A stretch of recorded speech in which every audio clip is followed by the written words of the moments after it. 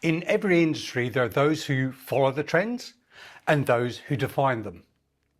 Today's guest is firmly in the latter camp. Deepak Selvaratnam is a global authority in customer service strategy, digital transformation, and frontline operations. He's the visionary behind Snapshotz, the world's first web-based audit and benchmarking tool for contact centers, now used by over 4,000 centers around the world. And more recently, he's the creator of RemotAbility, a forward-thinking platform built to assess and enhance remote work capabilities long before the pandemic made it mainstream. Across sectors from banking to aviation, government to healthcare, Deepak has led programs that elevate service maturity, improve digital readiness, and bridge the gap between automation and human impact. But what sets him apart is his unwavering belief that you can't transform the customer experience without first caring for the people who deliver it. He's a strategist, a system thinker, a champion for frontline well-being, and someone whose work is shaping the future of customer service as both an art and a science. Welcome to the Kiwi CX Collective, Deepak Selvaratnam. Thank you very much, Elias. It's good to be here. It's good to be here. Not oftentimes, I find it actually quite difficult to talk about myself, but what I really find great about this opportunity is that you're doing something very important and something that I very firmly believe in is that today customer service is a science, and the ability to engage the voices of science across our industry is pretty important for the industry in itself and for those looking to join the industry, but also moving those in the industry forward. So thank you very much for the opportunity. I truly welcome this conversation. Well, we're so pleased to have you here. I know how busy you are. You just come back from an international trip and landed here today, and you're already in the studio with us. But for those who might not have met you before, I know you've got an extensive history here in New Zealand and overseas. Do you mind helping some of our audience understand a little bit more about Deepak and your background in both customer service as well as customer experience? I'm glad you differentiated customer service and customer experience, Elias. Look, so like many customer service individuals, professionals, I fell into customer service because I got bored of doing what I was doing, and I went and told my boss, look, I'm getting bored here. Can I need to do something else. And then a couple of weeks later, he comes back and says, hey, you get along well with those call center, those telephone ladies. Why don't you set up a call center? And so this is a story off told, but that was the truth. And I then began to set up a center. I think I set up about 30 different centers. And for me, the biggest challenge with those centers was that we did the same thing, practically the same thing in about 300 different ways, and we needed a structure. And for me, that was very important. So I designed a checklist, faxed to the 30 different locations globally. Wow. And we sort of responded back with that. I got people to respond back with that. And that was the beginning of Snapshotz, which is the tool that we launched in 2009. Mm-hmm. Because I also saw the internet coming, and that brought me, that sort of gave us the opportunity to multiply ourselves and offer a structured approach to a health check, but a deep health check. Now, you did speak about one of my key functional philosophies is that customer service, and like any other function, cannot really, the people are the foundation for it. Tools, processes are all means to the end, but to deliver customer, even in today's context, you do need the people. And that is why, as part of the Snapshotz tool, we actually included health and safety and mental health and safety, which is such an important construct in delivering service. A lot of lip service as his and still being paid to the concept of mental health in contact centers. But concepts like emotional labor, emotional well-being, where you're repetitively doing stuff that is really not part of you. You're smiling, but you've got toothpicks keeping your smile up, and not only that whole repetitive process. When then comes customers actually being angry with you, abusing you, and it then heightens the piece. Add to that, you then have a supervisor who's not necessarily managing you well. Couple that with some of the business processes that are disjointed within the organization. Simple things like, some other part of the organization not delivering their part of the deal. It impacts you, and it impacts the customer, who's either got a right to be angry and so on.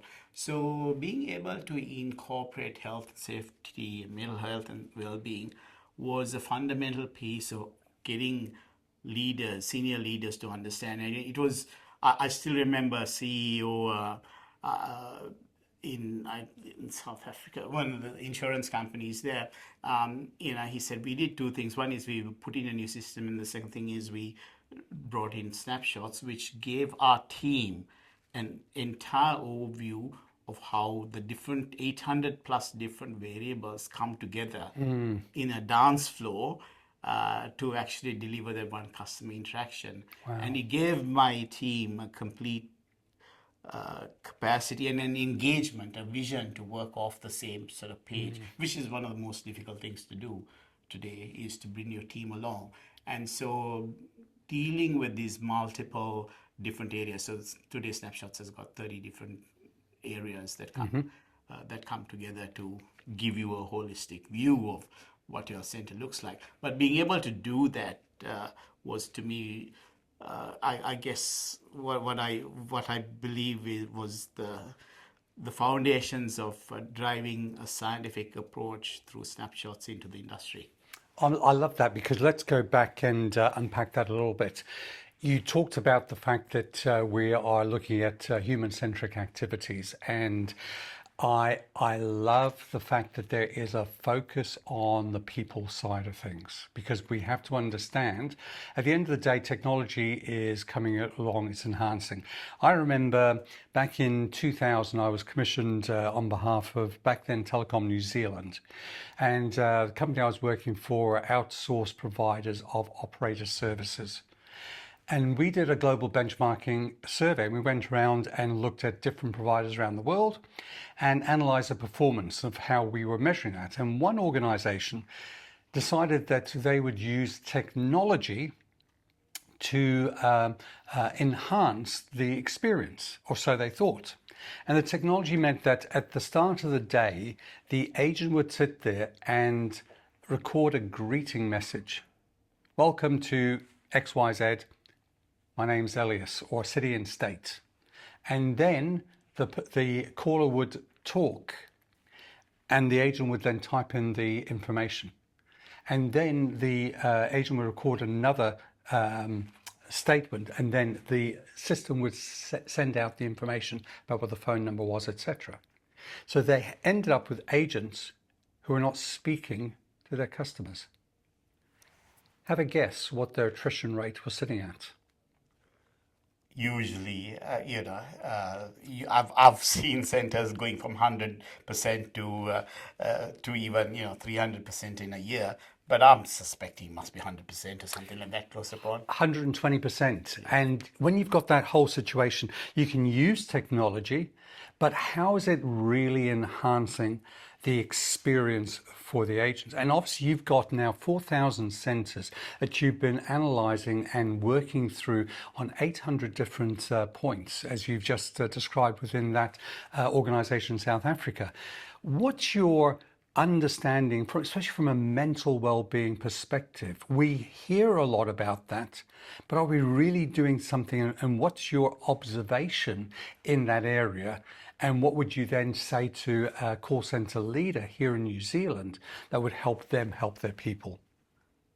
I think you've raised again a very important point here, Elias.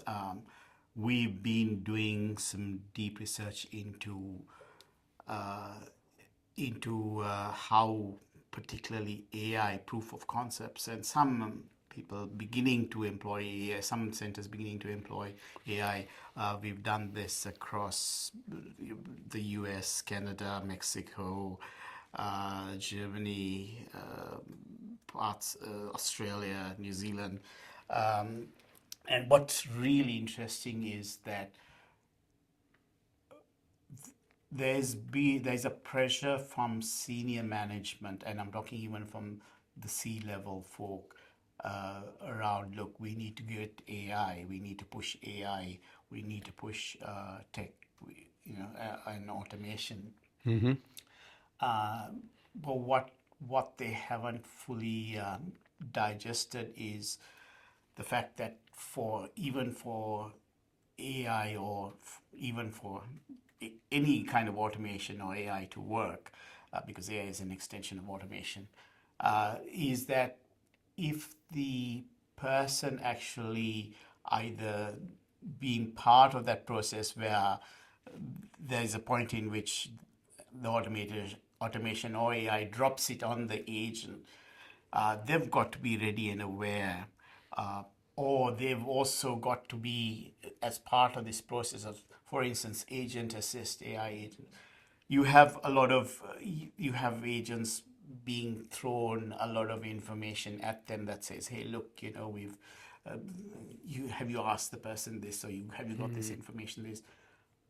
If that information is not valid to that particular customer engagement interaction, what the agent's doing is, first of all, we've been tracking this. They're annoyed. It interrupts their flow, and B, they find that piece of technology intrusive and in fact unproductive for their being, which then quietly begins to impact them. And then managers go, why isn't it working? Yes. It's because you haven't thought, or the process, the technology has not actually been trialed well enough, engaged. It doesn't work. Nothing works. I mean, very often things don't work straight away, right? So if you don't have this team engaged, if you don't have the right structured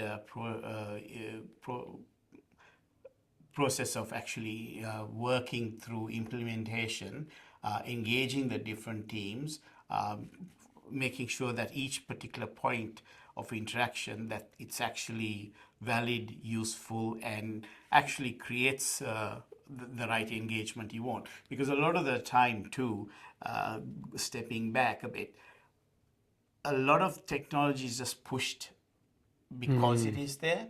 Yeah. But you don't think about what really is. Yeah, we got AI. It's self-service. But does your customer actually want self-service? Can they actually reach out? Yeah. Can they actually, a lot of, I think I can't remember the exact number, not just in New Zealand, but in lots of parts of the world. Digitization is not acceptable to some parts of the population. So are we accepting? So it's about understanding the customer. It's understanding your own internal It's about understanding your own internal processes before you overlay technology. But yeah, and then you start implementing it. So if you then take that and expand on that, I think that if we look at this, another one of our guests we're talking about CX being a team sport, and really the aspect of what we're doing here is a cross-functional, I'm hearing you say, a cross-functional activity. Take that 800 points of contact and data that are coming together from different groups within the company. From a CS perspective, customer service perspective, what are you seeing that is important for us to be aware of? Because you're talking about, take us through a journey that a customer might have, because presumably that customer service experience starts with a bit of research maybe, that then has an impact in how it gets delivered across the whole organization. Yes. So if you look at, I think it was very important that you did point out that customer experience is a complete team effort. It consists of marketing, sales, operations, almost every function that touches the customer. And customer service is one of the functions that does touch the customer. I think what we are seeing better and much more, it's getting better now, is the fact that customer service teams, senior leaders, are getting a little bit more aligned to what the organization wants to deliver and are being able to be part of the strategy or contribute to that strategy. We've been order takers in the past, and to some extent, a lot of contact centers senior heads still are. Yes. Which forms a disconnect, oftentimes, between what they are delivering and what your CEO or the organization, whether it be public or private sector, wants you to deliver. So I think one of the biggest important pieces is that we do need to build in one-on-one management approaches, which includes understanding, annually understanding where you are to start building and being proactive in helping your organization deliver to the to what its mission and vision. So you, when we were talking earlier on, mentioned that you've just launched a new customer service standard. So can you tell us more about what you're doing in this area and how it's going to be rolled out and implemented here in Aotearoa, New Zealand? Yes, well, we call it the 12 functional building blocks of customer service, and the Snapshotz building blocks. Now, the reason why we've called it the 12 building blocks is because today there are building blocks that are emerging within customer service delivery that never existed before, even 8 months ago. Wow. So, starting with what we are looking to deliver, knowledge management. Today, more than 6 months ago, the competencies and skills that you have in your center are equally critical. Then there are the other building blocks, like the emerging ones, which aren't really emerging but have come to the fore, like knowledge management. Yes. And then another big foundational piece, data strategy. Data strategy, again, is still very much in its infancy when it comes to contact centers, because we've never really had to deal with that. It was on the periphery, the IT, everybody else dealt with it. But today, for us to run even a piece of automation, even if it means automating some customer accounts or supporting agents with some automated processes that help them deliver information faster or access accounting faster, you need a data strategy. Now, on top of that, the reason why you might need a data strategy beyond that, because automation you might think is already done and that's, but if you're going to put AI on top of that, what happens is when for instance, you're doing notes, when AI summarizes the conversation and puts it, what you've done is you're creating a data lake. On the top of that data lake means it's a new piece of information whereby you need to be then able to look at quality assurance and quality control, how valid is that data, how are we going to assess the value of that data, how are we going to qualify it, and then what are the other opportunities that we have to do with what we can use. So a public sector organization in NZ, the way that's using Snapshotz, and we're working with, for instance, what they're now being able to do is not only look at restructuring their team with new skills and capabilities, which is again another opportunity for contact center heads and leaders within the industry to look at is the new skills and competencies that are required. But what this organization is able to do is to be able to look at, say, all right, with this lot of data, how are we going to, there are so many more possibilities of supporting our customers, also the rest of the organization, with the data that we're beginning to create in this pool. And it's transforming the way they're going to be working. And if you're going towards efficiencies, if you're going towards using digital to help citizen service delivery, that's key and fundamental. So we need to understand how these building blocks come together, the maturity of each of those building blocks, how we report and manage them, which drives strategy. I love that, because I remember being at a conference in Kuala Lumpur end of last year, and one of the guest speakers was talking about how we are seeing more and more digital platforms coming through and digital channels being made accessible to the audience. And obviously our client base will change by its demographic and what they will use and how they will use them. And they said, if you have a group, you need to really enhance the way you educate your marketplace for your digital platforms and access. So I understand also that through Snapshotz, you're doing a digital maturity assessment. Are you able to talk and share a little bit more about what's happening in that area? Again, Elias, it is very topical, because for AI to work, what AI works on a fuel called data. Yep. Right? And if you do not have your data right, AI throws out garbage, or it doesn't work the way it should, causing all kinds of, with many implications.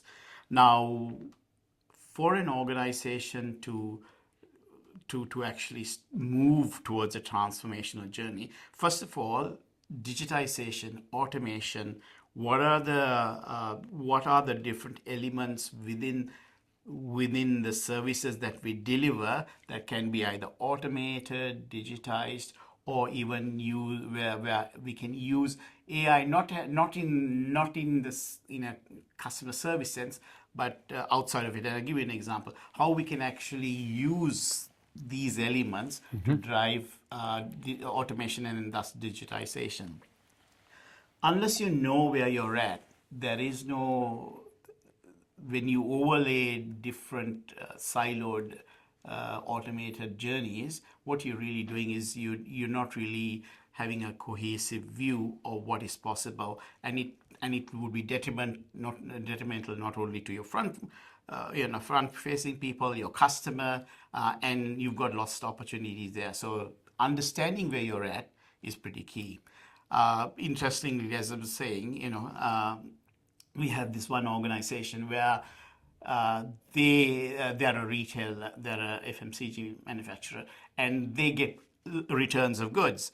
And oftentimes it's a long conversation for the agent and their customers say, look, we've got 20 products that are damaged, and the agent goes, these are not pictures of the product. What they've been able to do is they've been able to use AI and using AI to identify their products through the photos. And what he then does is it says, look, you said there are 20 damaged goods. This is actually only 12 because this is what these 12 are. Automatically it gives them a credit, and then sends out the different, collection pieces and so on. Taking away so much of grit and rub from that conversation the agent has and making his day a lot easier. So, but then again, that couldn't have happened. Not only there was AI coming, there was the use of AI there, but it was also the fact that they were ready in terms of automation. They knew the journeys that they were going on. They've got a plan, but they continually baseline and go, here's where we're going to. So if they didn't have that, automation wouldn't have worked, AI wouldn't have worked, and the life of the agent wouldn't have got better. So if you had a crystal ball that could show you a glimpse into the future, what do you think this crystal ball is going to be able to show us that we should be looking out for in the next, say, 12 to 24 months? There are a couple of important pieces from the leadership conversations and the data that we're seeing. Customer service, as we knew it 12 months ago, is changing rapidly. And we've got a choice between being siloed in our efforts by trying out proof of concepts or using some of the AI tools that are now available in our systems and so on. We've got a choice between being sort of, I call it reactive, or being proactive in terms of really understanding our own current state, because that's pretty important to the success of a center. Being pushed by the winds of different parts of the organization, your vendors, and anybody else. Vendors actually do bring great messages. You just need to be able to consume them in relation to where you want to be going, which is really the key point that I'm saying, is that if you do not know where you are, if you're not fully aware of the 12 functional blocks of where you sit from a maturity perspective, you are going to be battered by the winds of change. Yeah. And that's just fundamental. You have to bring science into what's going forward. I love that, because if you then take that, the analogy going through my mind is almost like developing a GPS system, but understanding what is the terrain that you're going to be traveling on, because you don't want to be taking a Lamborghini or a Ferrari into a road full of potholes. You need something with a four-wheel drive capability with a chassis to be able to take you along that journey and adapt to the terrain that you've got coming forward. And those 12 fundamental building blocks become part of the framework for you to then use to drive it forward. So if I can then take you from the future back into the past, and one of the things I'd like to explore with you is that I've had the privilege currently of serving as the CEO for the Contact Center Network New Zealand, and previously to that used to be CCINZ, and I think that you were one of the founders, which I'd like to honour in terms of your vision for the industry. So can you take us through some of the history in terms of what inspired you and others to get involved and set this up, and what you hope to see an organisation like CCNNZ deliver now and into the future? Going back, I think there was a bunch of us that decided that we needed to form a formal industry body. Because we were under the wing of Two hands? yes, Yeah. if I remember right, and it wasn't sort of formal, and I can't remember the exact circumstances, but we all decided that it was time that the industry had a voice, and we pulled together constitution, and we got it going, and that was I can't remember now, 20 years ago? 15, 20 years ago, I was going to say, yes. Yeah. That's how long I've been in the industry. But I think the future now is a couple of things, Lars. I think, first of all, there is now a growing importance for industry bodies to be able to truly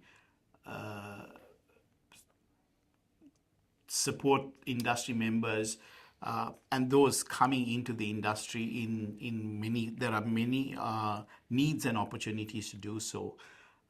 It is no longer it is no longer the industry body of 20 years ago. And globally, everyone's challenged with money, right? You want to do a lot of things, but you have to be driven by what's in front of your plate. So in terms of actually going forward, first thing is the fact that we are creating a platform of communication that talks to science, talks to structured industry needs. We do want to engage with government there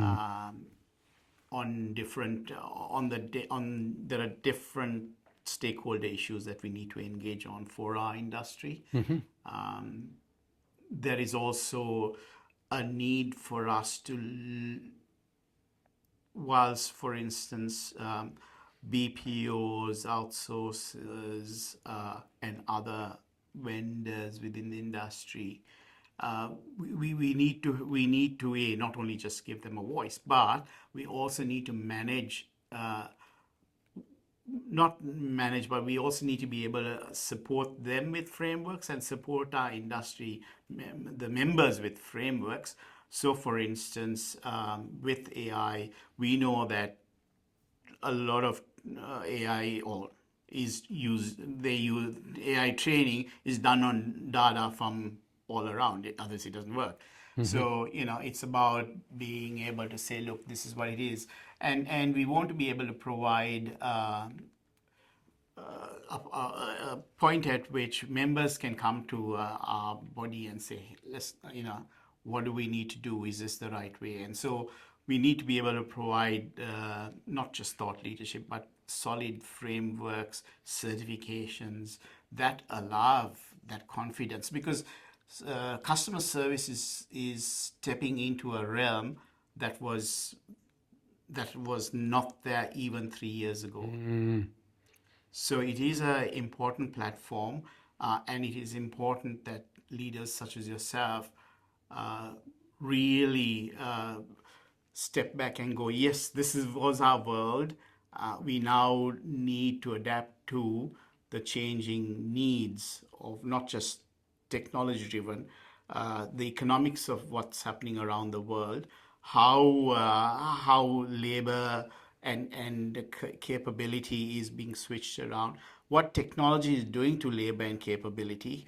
So, for instance, we're working with an organization. They have 800 agents, but they've only now got the ability. They've got the ability because of the language, because technology being able to offer multiple languages of one set of agents. They don't need that 800. So it's about saying, look, what are the opportunities in that space? So it does require sometimes even going out of our space, which was the industry, and moving across that spectrum. Yes, I have to agree wholeheartedly, and thank you for sharing that.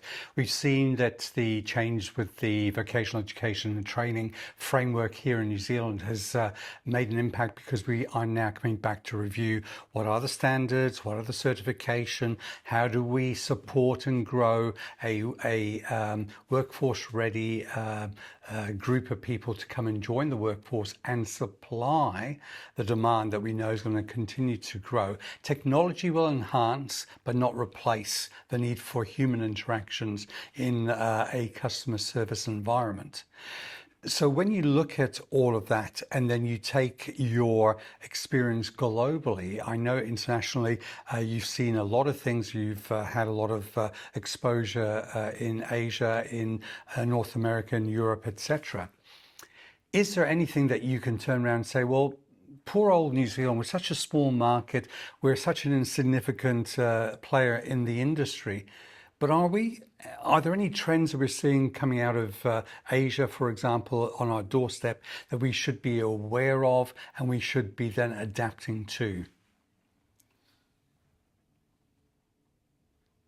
One of the pieces one of the thoughts that hit me recently in a couple of engagements across Asia is the fact that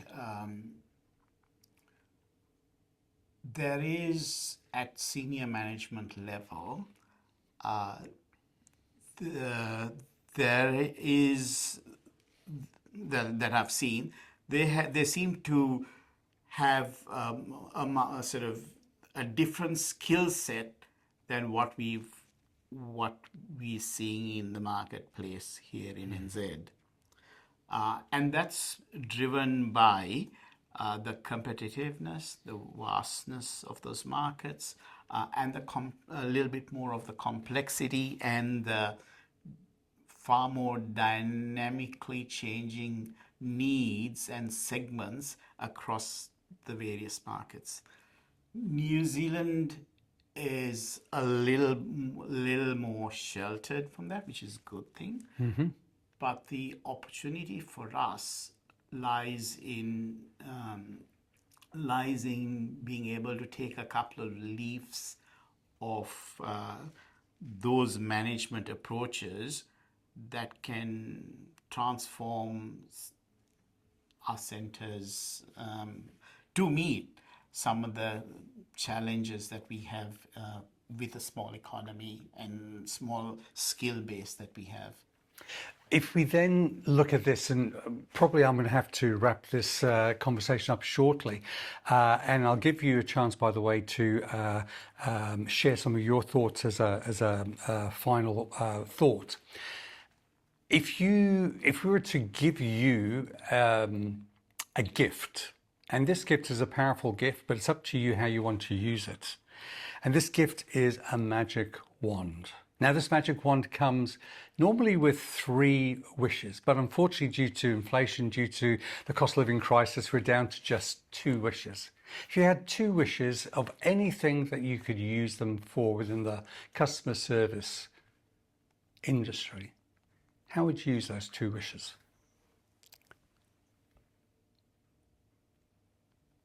I would very definitely wish that all leaders understand, whether it's 12 building blocks or the 30 different sections, but they understand how all of these different elements come together to deliver customer experience, rather than in siloed, whether it be knowledge management or QA or workforce management or tech.